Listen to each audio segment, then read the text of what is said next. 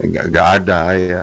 Kalau ada orang menerima wahyu dari Tuhan, berarti dia langsung otomatis namanya nabi dia. Itu ya. Nah, apakah Paulus bisa disejajarkan? Ya nggak bisa. Dapat dari mana Paulus? Oh, dia kan bertemu Yesus, kata loh. Yesus itu utusannya Tuhan, sama seperti Musa. Ya, ketika tapi kan dia pernah bertemu, mengatakan, berbicara. Iya, sama, Nabi Muhammad juga nabi, berbicara sama sahabatnya gitu. Apakah sahabat itu menerima firman dari Tuhan? Ya enggak. Jadi kalau Paulus ya jauh banget lah ya dengan para nabi itu. Karena walaupun dia ngaku bertemu Yesus, loh, kalau Yesus sendiri baru nabi. Karena dia mengaku menerima firman dari Tuhannya, dia punya Tuhan. Nah, kalau Paulus, walaupun benar-benar bertemu dengan Yesus, dia bukan nabi. Sama dengan para sahabat, ulama, sampai sekarang pun banyak orang mimpi bertemu Nabi Muhammad. Sama seperti itu ya. Gitu. Mungkin itu dulu Bang Andi, silakan. Oke, makasih. Tata jadi jelas di sana ya, Rasul, Nabi, dan siapa sebenarnya yang berhak memakai gelar itu gitu. Silakan Bro Antoni, siapa sih yang berhak memakai gelar Rasul, Nabi gitu. Silakan Bro Antoni. Oke, terima kasih. Kalau versi Kristen dengan Islam itu memang jauh berbeda ya. Soalnya kalau disebut Nabi itu pada umumnya dia harus dinubuatkan. Sebelum dia lahir sudah dinubuatkan, sudah diceritakan atau sudah dikasih tahu. Dan dia harus bernubuat atau mendapat khayal dari Tuhan. Jadi misalnya diramal apa yang mau terjadi, dia akan datang, bisa dia meramal, itu bernubuat. Nah, jadi kalau nabi itu adalah yang dipanggil oleh Tuhan secara tidak langsung. Jadi dia bisa melalui khayal, bisa melalui mimpi, bisa melalui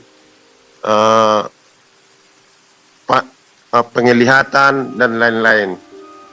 Nah, jadi kalau rasul adalah yang dipanggil oleh Tuhan secara langsung. Tadi nabi tidak dipanggil secara langsung. Jadi ini dipanggil secara langsung. Karena Yesus adalah firman Allah langsung menjadi manusia, dia memanggil murid-muridnya dan membuat satu tim untuk penginjilan kepada umat-umat. Dan mereka diperbekali secara ilmu pengetahuan, diperbekali secara kekuatan dan lain-lain. Jadi Rasul Paulus dipanggil secara sinar. Memang setelah Yesus bangkit dan Yesus memanggil Rasul Paulus, tadinya Saulus, dipanggil. Jadi jangan sampai akhir hayatnya dia mati melakukan kejahatan terus, karena Tuhan sayang kepadanya sehingga dipanggil dia untuk mengubah sikapnya.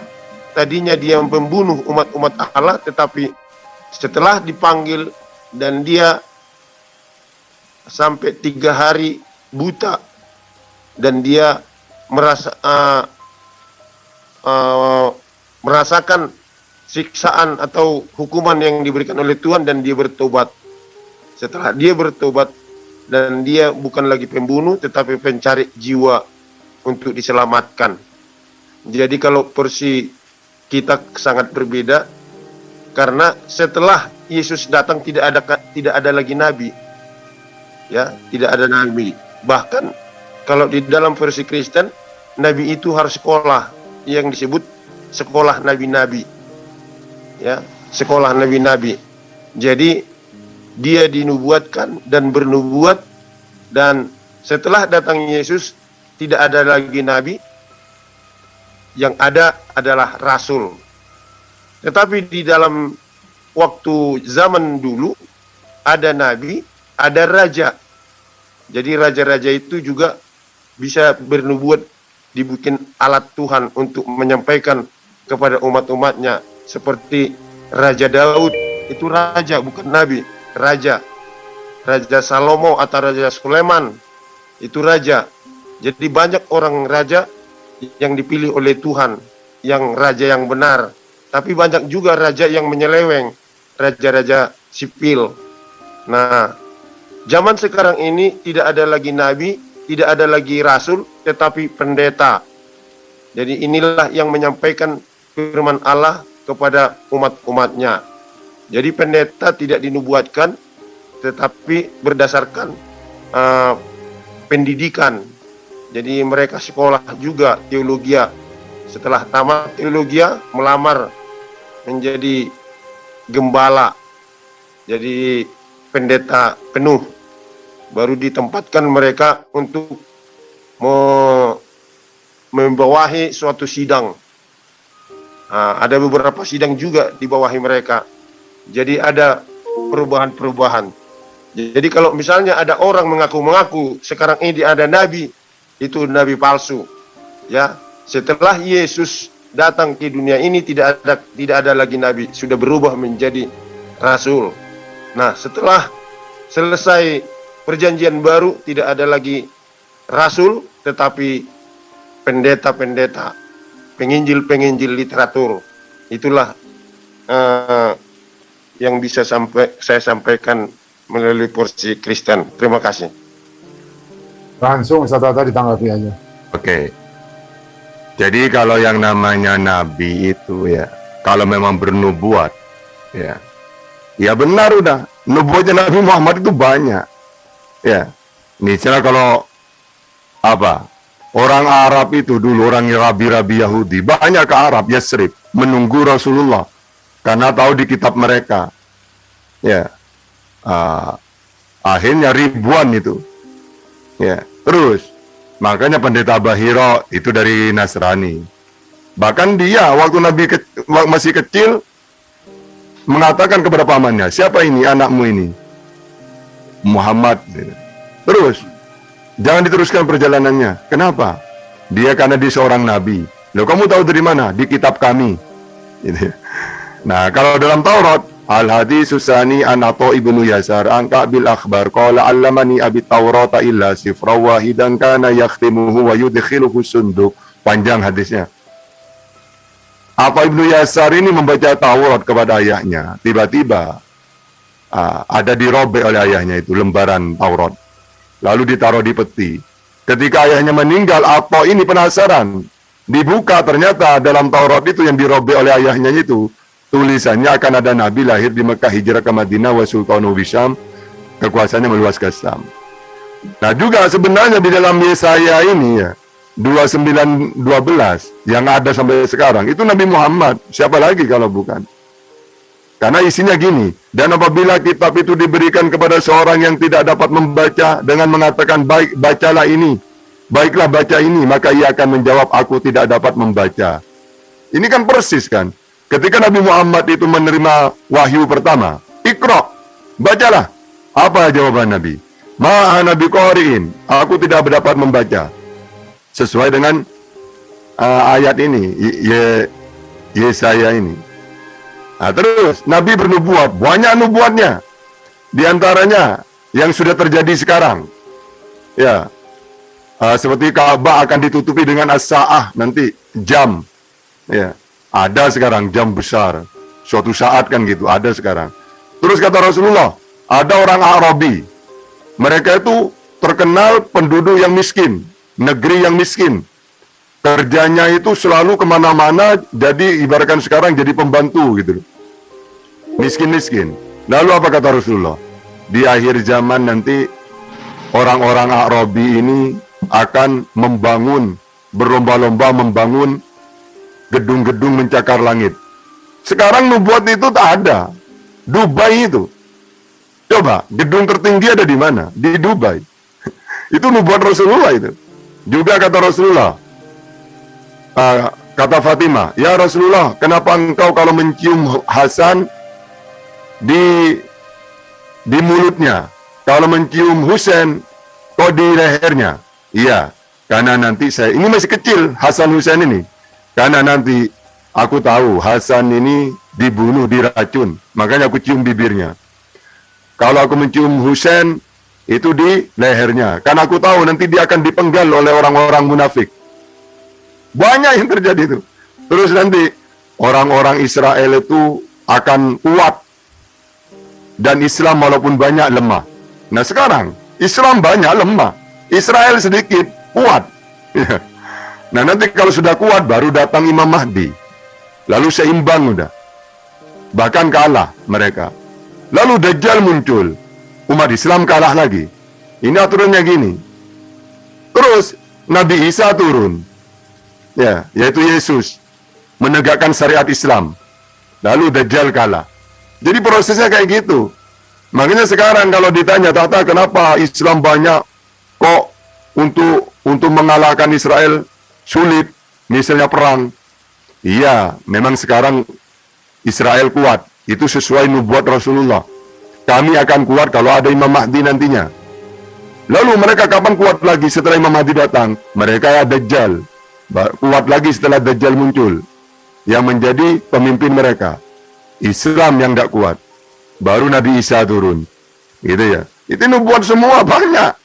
Terus, yang zaman sekarang udah banyak nubuat. Jadi Nabi Muhammad itu udah jelas ya. Terus, kalau memang para nabi itu harus dipanggil, dilantik oleh Tuhan. Nah iya, Al-Quran itu kan firman Tuhan. Wa ma arsalnaka illa rahmatan lil alamin. Nabi Muhammad itu diutus untuk seluruh dunia. Kalau Yesus, ayatnya untuk Israel saja. Terus, harus berilmu kekuatan loh. Nabi Muhammad punya ilmu. Mana? Al-Quran dan hadis itu dipakai mulai dari zaman dulu sampai hari kiamat. Kan ilmu semua itu. Nah, bahkan orang buat satu surat aja gak bisa. Kan luar biasa. Orang-orang Arab itu cerdas-cerdas. Mereka itu luar biasa. Suka menghafal. Apa-apa dihafal. Tapi, kalau dibandingkan dengan Rasulullah, gak ada apa-apanya secerdas-cerdasnya Arab. Ya, terus punya kekuatan. Ya kuat. Buktinya, Islam itu mulai dari perang pertama dulu. Kadang-kadang 10.000 lawan 100.000. Ya menang. Nah perang itu dulu untuk apa? Kalau zaman dulu itu untuk membuktikan Tuhan yang benar itu siapa. Misalnya Islam perang dengan Romawi. Seakan-akan saling ngejek. Ayo Muhammad, tunjukkan Tuhanmu kalau benar. Karena orang dulu kalau perang itu, kalau Kristen ke gereja. Kalau Persia ke api. Sebelum perangnya gitu. Jadi perang zaman dulu itu untuk membuktikan Tuhan mana yang benar. Karena secara akal kata mereka, kalau Tuhannya benar pasti membantu. Gitu. Makanya Islam itu selalu menang. Sehingga orang-orang itu, walaupun ya coba bayangkan, 10.000 lawan 100.000. Tetap menang, tidak pernah kalah. Nah karena memang perang zaman dulu membuktikan Tuhan mana yang benar gitu. Sehingga sebelum berangkat perang, mereka pasti kalau ada kekuil-kuil sesuai agamanya mereka. Kalau Kristen ke gereja. Ya, kalau orang kafir ya ke berhala. Minta tolong supaya perang itu selalu dimenangkan. Tapi Rasulullah selalu menang. Ya, walaupun tidak adil. Tidak yang satunya banyak, sedikit lawan sedikit, tidak imbang gitu ya. Nah, makanya punya kekuatan Nabi itu. Nah kalau Yesus nggak punya kekuatan sama sekali gitu ya. Terus harus bersekolah. Nabi itu udah usah sekolah. Karena Nabi itu cukup penyampai firman Tuhan. Kalau Nabi itu sekolah, nanti semua yang disampaikan dikira dapat dari sekolahnya. Makanya kenapa Nabi itu ummi? Supaya wahyu yang dia terima itu benar-benar orang tahu bukan dari dirinya. Kalau dia sekolah, ya wajar orang dia lulusan universitas Muhammadiyah misalnya. Tapi kalau Nabi ini tidak bisa baca tulis, tapi kalimat-kalimatnya, ilmunya luar biasa, tidak bisa ditiru oleh manusia. Justru kalau dia itu ahli bahasa, ahli sastra, ahli sekolah, maka diragukan nanti oleh orang-orang kafir itu. Ya. Nah, kalau Paulus itu, kalau saya baca sejarahnya, sama dengan Abdullah bin Sabah. Ketika Rasulullah meninggal, wafat, maka ada orang-orang yang ingin menyesatkan ajarannya Rasulullah. Sehingga korbannya adalah Syiah yang ada di pelosok. Mereka mentuhankan Sayyidina Ali. Begitu juga ketika Yesus belum hadir, belum diangkat, belum mati. Kalau di dalam Bible, hati-hati akan ada penyesat, akan ada nabi-nabi palsu. Dia yang akan merubah ajaranku. Berarti ajaran tauhid menjadi trinitas. Manusia dijadikan Tuhan. Terus manusia yang menerima firman, Yesus kan manusia menerima firman. Banyak dalil ucapan Yesus. Tapi diklaim firman jadi manusia. Nah, inilah penyesat. Makanya Rasulullah diutus meluruskan itu. Kan banyak kisahnya Isa, meluruskan orang-orang yang menyesatkan ajaran Yesus. Siapakah itu? Paulus. Paulus itu kalau dalam Islam, Abdullah bin Sabah. Mentuhankan manusia. Karena orang dulu itu ketika ada orang yang hebat, luar biasa, bukan hanya dijadikan raja, tapi disembah oleh mereka. Dianggap dewa jadi manusia. Nah, jadi harus tahu sejarah. Saya sendiri tuh Al-Quran, hadis, ya, itu mungkin hampir 50 guru saya. Ya, terus saya juga senang baca sejarah. Sehingga saya bisa membedakan mana pagan, mana samawi. Juga saya mempelajari perjanjian lama, perjanjian baru. Biar kita itu tidak fokus ke keyakinan kita saja. Teliti juga semuanya. Gitu ya. Silakan.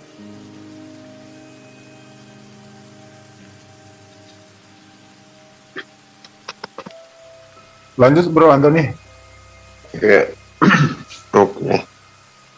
Jadi sebenarnya bukan Rasul Paulus mengangkat Yesus sebagai Tuhan. Dari sananya juga dia sudah jadi Tuhan. Ya. Namun ketika firman menjadi manusia masih disebut Yesus. Ya, memang ini sudah berulang-ulang kali kita bahas tentang mengenai Yesus ini. Kadang-kadang saya malas, soalnya kalau kita terangkan nggak mau menerima atau tidak paham atau gimana gitu ya. Jadi akhir-akhirnya ribut, akhir-akhirnya berantem gitu kan. Jadi saya nggak suka seperti itu. Namun kalau disebut setelah Yesus menjadi manusia, dijadikan Tuhan, inilah ajaran-ajaran yang menyesatkan. Jadi itu sudah salah mencap kepahaman orang. Jadi sebenarnya Tuhan Yesus sudah katakan, aku berasal dari atas dan engkau berasal dari bawah. Itu sudah dikatakan Yesus. Jadi artinya dari atas itu dari surga. Hanya Yesus yang datang dari surga. Kalau manusia pada umumnya dari bawah ke atas. Jadi kita dari bawah, dari bumi. Jadi makanya di dalam unsur kita manusia ada dari unsur tanah dan ada unsur dari dihembuskan napas oleh Tuhan. Jadi kalau kita katakan Yesus manusia dijadikan Tuhan, bukan kami yang menjadikan Tuhan dia, tetapi dialah datang ke dunia, firman-Nya menjadi manusia, datang ke dunia untuk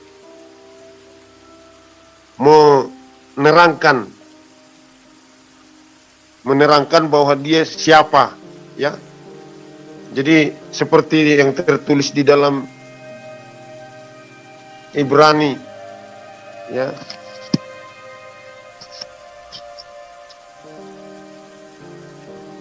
tertulis di dalam Ibrani 2.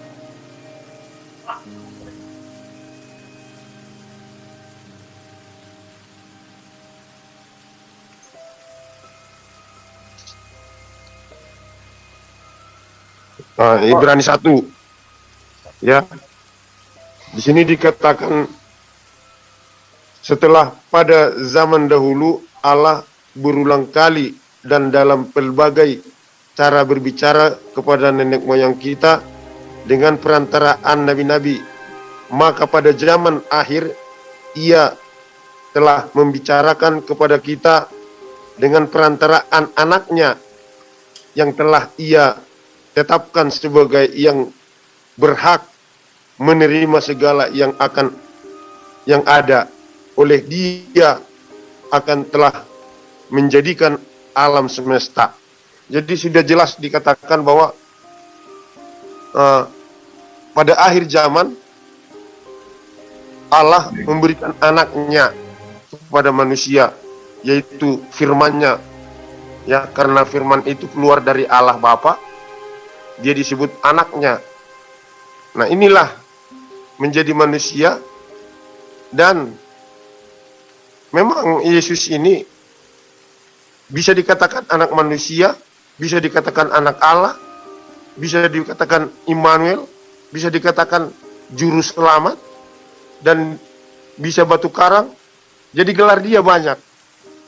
Memang paham kita berbeda, bahwa kalau tadi sudah saya katakan ciri-ciri nabi itu dinubuatkan dan bernubuat, dan pada umumnya dia adalah manusia, manusia asli. Jadi kalau Tuhan Yesus istilahnya memang dikatakan manusia, tetapi dia dari atas, hanya berinkarnasi. Itulah keajaiban Tuhan Yesus itu, ya, berinkarnasi menjadi manusia. Tapi kalau manusia-manusia yang dihasilkan oleh suami istri atau bapak dan ibu, inilah manusia. Kalau dia diangkat menjadi nabi, itu sebelum dia lahir, di dalam kandungan juga sudah diberitakan bahwa anak ini adalah anak ajaib.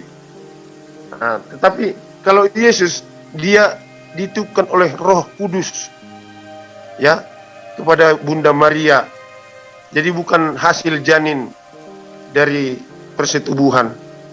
Jadi supaya kita dapat membedakan, ya, Nabi dan Yesus Kristus. Jadi setelah zaman akhir inilah Yesus datang ke dunia ini untuk menegakkan kebenaran dan keadilan. Banyak berpendapat bahwa akan datang raja. Orang berpendapat pikirnya raja sipil, tetapi bukan. Dia datang sebagai raja surgawi, raja rohani. Makanya Herodes zaman dulu dia mau membunuh Yesus karena takut disaingi. Tetapi seiring dengan waktu dapat direkrut oleh Yesus rasul-rasulnya, tahap 12 rasul tahap pertama, dan tahap kedua sampai 70 rasul. Dan itulah berentetan sampai sekarang ini kami mengaku orang Kristen ini adalah murid-murid Yesus. Terima kasih. Oke, langsung saya jelaskan ya, karena saya paham ajaran samawi, ajaran pagan paham. Pertama, sebenarnya Yohanes 1 ayat 1 firman jadi manusia itu salah paham. Maksudnya, Yesus diciptakan dengan firman, sama dengan gini, berfirmanlah Tuhan, jadilah cakrawala. Maka jadi. Berarti cakrawala itu bukan firman jadi manusia, tapi diciptakan dengan firman. Makanya cocok dengan Islam. Inna masalah Isa indallah kamasali Adam khalaqahu min turab summa qala lahu kun fayakun. Atau dari kalimat wa kalimatuhu alqaha ila Maryam. Dari kalimat. Maksudnya gimana? Sama dengan di perjanjian lama. Berfirmanlah Tuhan, atau orang pesulap gitu loh misalnya. Bim selabim, jadilah tahta, jadilah burung. Jadi, bukan berarti bim selabim perkataan saya jadi burung, bukan. Gitu, salah paham mereka. Makanya orang Yahudi pun yang paham Israel, tidak ada kayak gitu itu firman jadi manusia itu ya. Terus yang kedua, inkarnasi. Ingat ya, Tuhannya Yesus itu tidak kelihatan. Samawi, sama itu apa? Langit. Lalu Tuhan yang di langit itu memperkenalkan dirinya dengan cara mengutus nabi-nabi. Musa memperkenalkan Tuhan, yaitu kalau zaman dulu Yahweh lah atau Hasim, terserah sesuai panggilan mereka. Yesus juga gitu, Tuhannya di langit katanya. Dia hanya tugasnya memperkenalkan. Nabi Muhammad juga gitu. Ya, Ar-Rahman walal arsistawa, sampai diartikan apa? Di aras. Ya. Lalu kalau kita tanya kepada ketiganya, wahai Nabi Muhammad, wahai Yesus, wahai Musa, kalau memang Tuhanmu itu ada di langit, seperti apa dia? Maka Nabi Muhammad menjawab, laisa kamislihi syai'un, tidak sama dengan apapun. Musa menjawab, sama, tidak sama dengan apapun. Dalam Keluaran 9 ayat 14, Yesaya 40, 18. Ketika Yesus ditanya, sama. Dalam Markus 12, 29, Markus 12, 32, sama. Laisa kamislihi syai'un, tidak sama dengan apapun. Ketika Yesus, Nabi Muhammad, Musa ditanya tentang ketuhanan, maka Tuhan itu gaib, ya, tidak bisa dilihat. Kata Musa Keluaran 33, 20. Kata Yesus Yohanes 5, 37. Gaib, tidak bisa dilihat. Nah, sama dengan Al-Quran, la tudrikuhul absor. Ya, sama. Jadi para nabi itu jangan disamakan ajarannya seperti ajaran pagan. Kalau ajaran pagan inkarnasi, Dewa Wisnu menjelma jadi Krishna. Nah, Kristen juga sama seperti ajaran dewa-dewa. Jadi Yesus itu jelmaan Tuhan atau Tuhan menjadi manusia. Sama dengan Dewa Wisnu atau Zeus, dewanya orang Romawi, manusia, jelmaan dewa. Bahkan Alexander Great, karena perang selalu menang, dianggap putra dewa. Nah, itu udah saya bantah. Terus, pada zaman dulu, Allah mengutus nabi-nabi, lalu diberi firman, menyampaikan firman. Nah, sekarang Tuhan mengutus anaknya katanya. Yesus ngaku nabi juga. Jadi dari zaman dulu, dan Yesus sendiri nabi. Melalui anaknya tahta. Kenapa kalau anaknya? Bukankah anak Allah itu bukan Tuhan? Misalnya orang Israel karena disebut umat pilihan disebut anak Allah. Dalam Keluaran 4:22. Salomo disebut anak Allah. 2 Samuel 7:18. Orang yang membawa damai, Yesus juga membawa damai, disebut anak Allah. Matius 5:9. Orang yang dibimbing oleh Roh Allah disebut anak Allah. Roman 8:14. Nah, bahkan, jadi kalau kita jangan anggap kalau Yesus anak Allah wajar karena dia membawa kedamaian. 1. 2, dia orang Israel. Ya. Sehingga wajar disebut anak Allah, ada masalah. Ini ya. Terus, nubuat ini sudah saya bahas tadi. Rasulullah sendiri nubuatnya banyak, makanya orang-orang seperti pendeta Bahiro, pendeta Waroko bin Novel, Siti Khotijah, itu orang Nasrani. Kenapa kau beriman kepada Nabi Muhammad? Karena nubuat di kitab Injil. Kalau dalam Taurat, Ibnu Salam, Rabi Yahudi. Atau Ibnu Yasar, Al-Akhbar, Rabi Yahudi. Ya. Justru sampai sekarang Yahudi Israel tidak pernah mengakui Yesus. Yesus mengaku utusan Nabi ditolak. Tapi oleh Paulus malah dituhankan. Gitu ya. Jadi apa? Ibu Yesus anak ajaib karena tidak punya ayah. Nah, disitulah kegagalan orang-orang jahiliyah atau orang-orang primitif. Ketika ada orang hebat, didewa-dewakan. Ya. Jadi kalau orang dulu itu, kenapa Paulus berhasil menyebarkan ajaran pagan ini? Karena Paulus pinter. Yesus itu seperti dewa yang kamu sembah. Kok bisa? Iya, dewamu apa kelebihannya? Ini putra dewa yang kami sembah. Iya, Yesus juga putranya Allah, gitu. Loh, tapi dewa ini dulunya hebat. Iya, Yesus juga hebat, bisa menghidupkan orang mati. Akhirnya dituhankan, gitu loh. Karena dewa-dewa itu ketika menjelma jadi manusia, dia menjadi ajaib, luar biasa. Padahal kalau dalam Islam ajaran samawi, ajaib-ajaib itu adalah mukjizat. Jadi para nabi, utusan kalau ingin diimani harus bermukjizat. Kalau bermukjizat beneran, maka diakui sebagai nabi. Tapi kalau orang primitif, bukan sebagai nabi, sebagai Tuhan. Nah, terus Yesus bukan dari dunia, bukan dari bumi, tapi dia dari atas. Ayat-ayat seperti itu walaupun jangan dianggap cuma Yesus. Yohanes 17, mereka bukan dari dunia, sama seperti aku bukan dari dunia. Apakah mereka juga Tuhan? Jadi kalau kita itu memahami apapun, ya, janganlah pakai dogma. Pahami kitab suci itu. Juga pahami ajaran-ajaran di luar keyakinan kita. Baru kita tahu mana Tuhan yang benar. Padahal kalau ajaran samawi ciri-cirinya gampang. Baca di perjanjian lama, baca perjanjian baru, baca Al-Quran. Maka kesimpulannya Tuhan samawi itu tidak sama dengan apapun, goib, tidak bisa dilihat, terus tidak mau turun ke bumi, sesuai 2 Tawarikh 6:18, bukan manusia. Kenapa kok ada kata-kata bukan manusia Tuhan itu? Karena dewa-dewa itu jadi manusia. Dan Tuhan itu kekal. Kenapa kok kekal? Ada dalam Al-Quran, dalam perjanjian lama, perjanjian baru. Kok Tuhan itu harus kekal? Karena kalau dewa-dewa ajaran pagan itu dewanya mati. Gitu ya. Jadi apa ya? Seperti itu. Jadi jangan pakai dogma.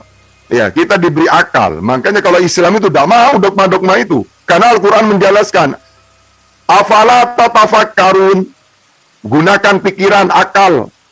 Ya, ya ulul albab. Kita tidak boleh imani saja itu. Makanya umat Islam itu cerdas. Dia tidak mau didogma, didoktrin, tidak mau. Yang tidak ada dalilnya, no. You go and. Gitu. Gitu. Oke, silakan.